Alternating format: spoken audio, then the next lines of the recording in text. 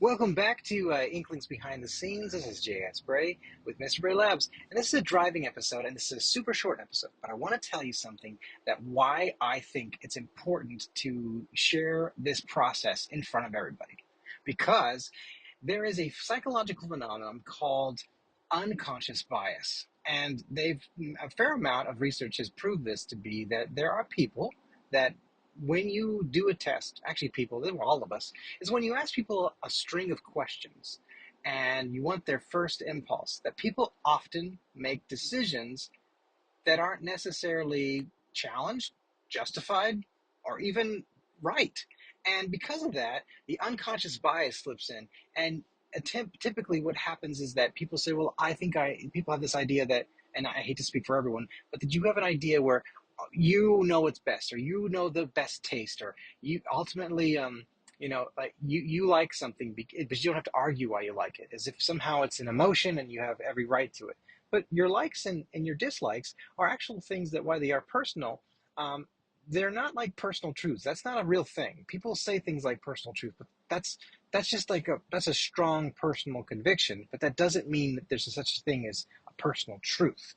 Okay? A truth is an absolute. That's the definition of a truth.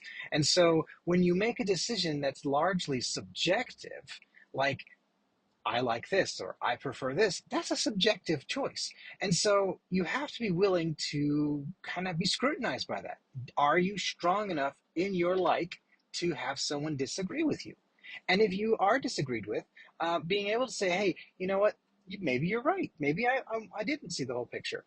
I say this because why this matters to a very, very, very in your face world that wants to challenge people for liking things that are what considered morally wrong, um, is that is it really morally wrong to like one donut or ice cream? For some people, that is that's like, hey, this is what I like. Don't tell me how to live. There's freedom. Let me do what I want to do. But ultimately, there are times when we make decisions, especially creatively, that have implications, especially like systemically. And that systemic decisions are decisions that, like, if you get hired for a particular job, the money that comes in from that job is going to sustain you and your family, in which the trickling impacts of that are big, right? And so opportunity sort of breeds more opportunity. And so if the only way you live is by your hip saying, I like this person because I like this person. Hey, I like this decision because I like this decision. If you don't challenge those convictions or those decisions, then you live in a complete world of unconscious bias that is basically unchallenged and a life that's unexamined. And now, this is not trying to say that you're a bad person because you do this. We all do this. Okay, this is something that is just it's a phenomenon that they've discovered in psychology, that people will prefer sameness. That people like sameness. And typically, people who look and act and think a certain way hang around with people who look and act and think a certain way. Well, I want to tell you, I don't like that. But I think that when it's a bunch of sameness, then you really don't get any variety. You don't get the slice of life, the flavor that you want. And the characters in Inklings are specifically, they're all insects and they all live in the library, but they're different. And I want them to be different. We have to want to be around people who are different, because someone who is different has more to offer than someone who's the same. Okay? And that is really the whole goal about doing something in public. When you have a show that's being developed in public, is that you want to challenge unconscious bias. And then when you select a choice, say creatively, you say, I prefer this person, that know that it's not a single-legged table. Right? And what I mean is not a table, table that you're selecting has multiple legs. That sometimes you might select a person to be the right person for your team. It's not because they are the most talented, right? It's not also about talent. It's a combination of chemistry and competency and culture, and understanding, are they adding to the culture? Are they going to add to this cultural breakdown that you have for your development? Because when you're creating things like this, you have to be open to hear ideas from everyone on your team, no matter what responsibility they have. If you build something that's truly communal and it's not communal, right? If it's not open to hearing other people's perspectives where they are anywhere in the team, then you're not building a communal project. You're building a self-aggrandizing, narcissistic production. So, and that's sometimes considered the director's vision. Well, a director's vision should be more or less like the director is the navigator. Okay, this is how I believe that directing a project is. They are the person that tries to have the greatest insights to take care of everyone, that knows how to produce things, that knows how to kind of keep everything on course. Like a captain of a ship is different than basically printing out their vision.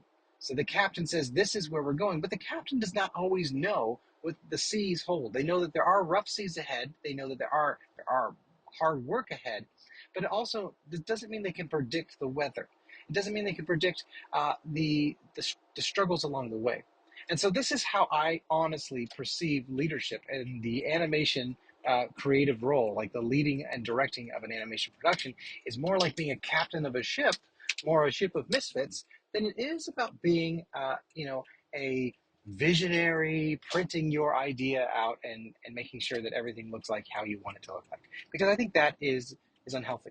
I don't think it's sustainable, and I think it's unhealthy. And I think that when you produce projects that are just the brilliant visionary mind of so and so and so, you create sort of isolating artwork that makes everyone feel sort of they can appreciate it, but at the same time it's hard to be a part of. I'm not building the kind of artwork that's supposed to alienate people. I want to include people. And so this is my intent. And this is also why when you see the decisions I make, and you're always welcome to disagree with me. You can watch this, and there's people who disagree with me. I mean, please, there's a lot of people that disagree with me, and people that don't even know me that well disagree with me. And so I think it's important to have a healthy dose of disagreements. Now, I don't mean the lack of productivity. So you can disagree with somebody, but if you are disagreeing with them just to be sort of contrary, that's not fruitful. Okay, you want that healthy friction of I don't agree with that point of view, but then offering another point of view. That's healthy. But saying I don't agree with your point of view, you're wrong, you're this and that, like that's childish, and that's where I want to kind of like put myself out there and let you know that when I make these decisions, I don't make them lightly, and I don't make them at the expense of others. I make them with the intent to find the best and the most versatile, but my vision is sometimes blurry, and I may know what I want, but I don't always know exactly what it is. I enjoy a good sandwich, right? And I can tell you, hey, this place makes the best sandwiches I've ever had. But it doesn't mean that I know how to make the bread, how to put together all the ingredients. I know what's on the sandwich that I like, but I do know that together it makes a pretty darn good sandwich. And that's what we're trying to do. We're trying to make a great sandwich. We're trying to have a great crew. And I'm just trying to captain a bunch of misfits as we try to really change the way animation is produced, include people who may have never had the opportunity but have always dreamed, and bring dreams to life and make people just fall in love with libraries and telling stories and enjoying each other's company. So thank you so much for listening. Thank you so much for your time. I just hope that you have a blessed day and you take care.